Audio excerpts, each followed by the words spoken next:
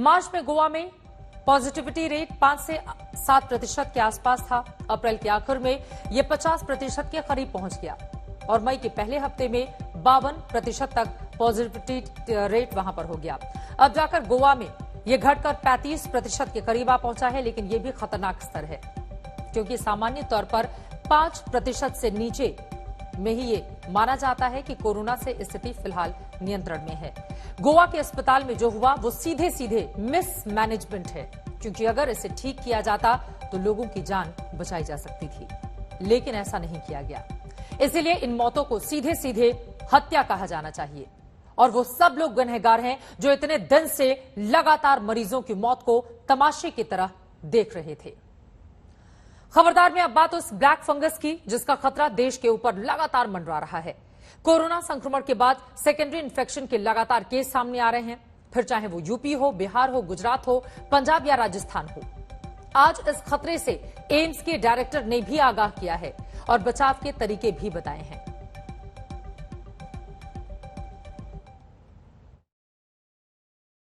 जो हम कहते हैं CAM, covid associated mucormycosis. Mucormycosis एक फंगल इन्फेक्शन है कि जो स्पोर्स हैं इस फंगस के वो मिट्टी में भी पाए जाते हैं, हवा में भी पाए जाते हैं, कुछ हद तक ये कहते हैं कि फूड में भी पाए जाते हैं।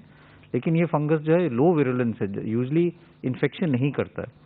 और अगर हम कोविड से पहले की बात करें तब भी ये फंगल इन्फेक्शन देखा जाता था, लेकिन इसकी इंसिडेंस बहुत कम थी और रेयर इन्फेक्शन था। उन लोगों में देखा जाता था जिनकी शुगर बहुत ज़्यादा है, डायबिटीज़ अनकंट्रोल्ड है, या जिनको ट्रांसप्लांट हुआ हुआ और फिर वो इम्यूनोसप्रेसेंट ड्रग्स पे जिससे उनकी इम्यूनिटी कम है, या कैंसर के ऐसे पेशेंट्स हों जो कीमोथेरेपी पे हैं। आम लोगों में ये यूजली नहीं पाया जाता था, तो इसलिए नई बीमारी नहीं है। लेकिन कोविड के कारण और कोविड की ट्रीटमेंट के कारण इसके केसेस अब काफ़ी ज़्यादा देखने में आ रहे हैं। कई क्षेत्रों में काफ़ी अधिक मात्रा में केसेस रिपोर्ट किए जा रहे हैं। अगर हम एम्स की ही बात करें तो हमारे यहाँ ऑलमोस्ट 23 केसेस हैं जो भी एडमिटेड हैं जिनको ये फंगल इन्फेक्शन है कोविड के। 20 उनमें से अभी भी कोविड पॉजिटिव हैं और 3 कोविड नेगेटिव हैं। और कई राज्य ऐसे हैं जिनमें 400-500 से ज़्यादा केसेस उन्होंने रिपोर्ट किए हैं कोविड के, उनके पास अभी पॉजिटिव हैं। ये जो बीमारी है वो या तो फेस को अफेक्ट करती है जिसको हम कहते हैं राइनो ऑर्बिटल सेरेब्रल म्यूकरमाइकोसिस, जिसके कारण नाक में, आंख की जो ऑर्बिट है उसमें या ब्रेन के अंदर इन्फेक्शन फैल सकता है, जिससे लोगों की विजन भी जा सकती है, आंख की रोशनी जा सकती है और कुछ हद तक कभी ब्रेन में भी इन्फेक्शन हो सकता है। साथ में ये फेफड़े में भी फैल सकता है जिसको हम कहते हैं पल्मोनरी म्यूकरमाइकोसिस। दोनों में कुछ लक्षण हैं, जैसे अगर राइनो ऑर्बिटल सेरेब्रल म्यूकरमाइकोसिस है तो हेडेक हो सकता है, सिर में दर्द हो सकती है, नाक ब्लॉक हो सकता है, नाक से सिक्रीशंस आ सकती हैं जो हरे रंग की हो, या नाक से खून आ सकता है, या एक चेहरे में सेंसेशन कम हो सकती है, एक साइड में चेहरे में सोजिश हो सकती है, या स्किन में डिस्कलरेशन हो सकता है। अगर फेफड़े में हो तो बुखार हो सकता है, छाती में दर्द हो जाती है, खांसी होती है, खांसी में खून आ सकता है।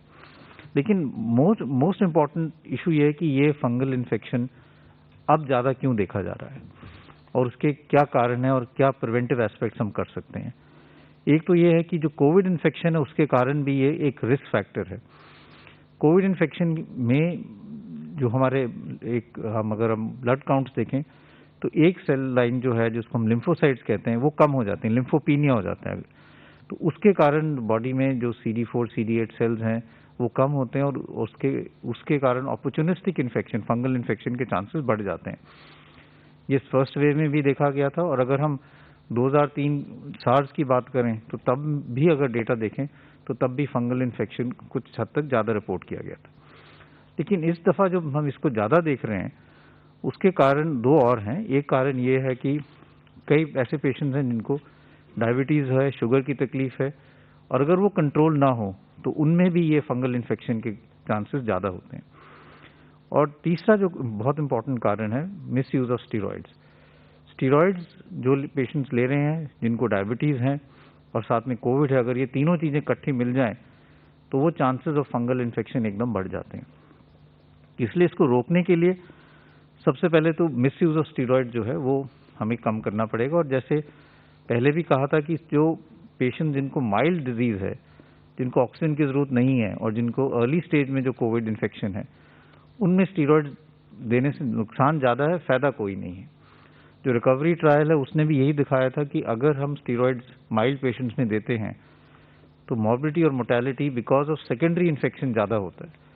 इसलिए अगर किसी को कोविड है और माइल्ड इन्फेक्शन है, बुखार है, सैचुरेशन मेंटेन्ड है, खांसी है, लेकिन और कोई ऐसे लक्षण नहीं है कि ऑक्सीजन कम हो रही है, तो स्टीरॉयड नहीं देने चाहिए, क्योंकि उससे आगे जाके फंगल इन्फेक्शन के चांसेस हो सकते हैं, स्पेशली अगर उनको उस व्यक्ति को डायबिटीज़ भी है।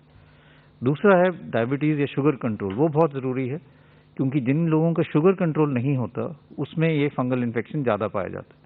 तो ये बहुत ज़रूरी है कि जिन लोगों को भी डायबिटीज़ हैं या जो स्टीरॉयड्स ले रहे हैं वो अपना शुगर चेक कराएं, क्योंकि कई दफ़ा किसी को ये पता नहीं होता कि मेरे को शुगर की तकलीफ है, स्टीरॉयड्स ले तो एकदम शुगर 300-400 पहुंच जाती है। तो इसलिए अपना शुगर भी मॉनिटर करें, और अगर डायबिटीज़ है तो और भी ज़्यादा ज़रूरत है कि जब कोविड इन्फेक्शन है या आप स्टीरॉयड्स ले रहे हैं तो शुगर को रेगुलरली मॉनिटर करें। तीसरी चीज़ ये है कि मास्क अपना लगा के रखें। जैसे मैंने कहा, ये स्पोर्स हैं, हवा में भी इसके फंगस हो सकता है। मास्क लगाना ज़रूरी है, स्पेशली अगर आप कोई कंस्ट्रक्शन साइट पे जा रहे हैं जहाँ पे इसके फंगस के चांसेस ज़्यादा हो सकते हैं।